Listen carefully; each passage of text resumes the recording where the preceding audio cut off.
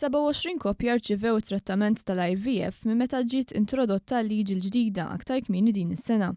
Dan ġimgħa biss wara li d-Deputat Prim Ministru, Ministru għas-Saħħa Chris Fearn, ħabbar waqt attività politika li bħalissa 9 nisa ħarġu tqal grazzi għall-emendi fil-liġi dwar l-IVF.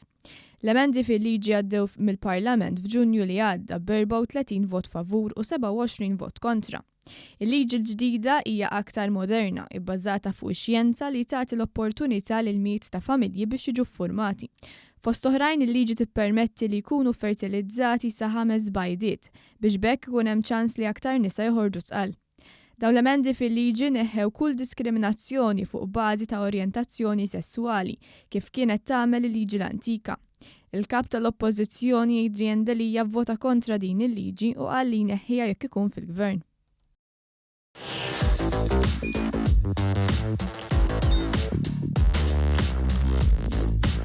Idħol fuq one.com.mt u hemmhekk tista' tara l-programmi kollha li jxandru fuq One permezz ta' One Play.